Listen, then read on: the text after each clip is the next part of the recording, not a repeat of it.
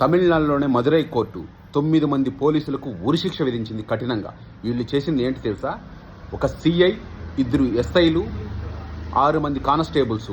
వీళ్ళు 2020లో ఒక mobile shop యజమాని, అతని కొడుకు ఇద్దరు కలిసి ఒక సమయం ఇచ్చారు. ఈ సమయం వరకు షాపులు ఉండాలి. ఆ సమయంకి మించి ఉన్నారని షాప్ తెరుచుకొని వాళ్ళ మీద కేసు పెట్టి అరెస్ట్ చేసి పోలీస్ స్టేషన్కి తీసుకుపోయి చిత్రహింసలు చేసి రక్తాలు కారేటట్టుగా కొట్టి ఆ రక్తాన్ని వాళ్ళ చేతుల మీదుగానే కడిగిచ్చి వాళ్ళని అంత కస్టోడియల్ టార్చర్ చేసినందుకు వాళ్ళు చనిపోయారు.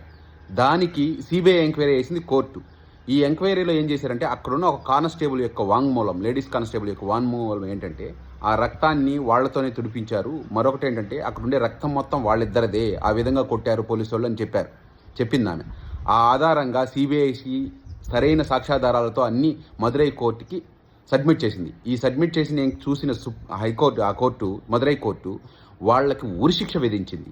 ఇది పోలీసు వాళ్ళకి ఇది ఒక గుణపాఠం అవ్వాలా? తప్పుడుగా రాజ్యాంగాన్ని ఆచరించుకుంటా చట్టాన్ని ఆచరించుకుంటా ప్రవర్తించిన పోలీసు వాళ్ళకి ఇది ఒక గుణపాఠం కావాలనేసి మదురై కోర్టు ఉరిశిక్ష విధించింది వీళ్ళ 9 మందికి. ఇది ప్రతి ఒక్కరికి, దేశానికి తలమానికం ఇది. ఎందుకంటే నిజాయితీ పరులైన పోలీసు వాళ్ళు చాలామంది వీళ్ళ వల్ల చెడ్డ పేరు తెచ్చుకుంటున్నారు, చెడ్డగా ప్రవర్తించే పోలీసు వాళ్ళ వల్ల.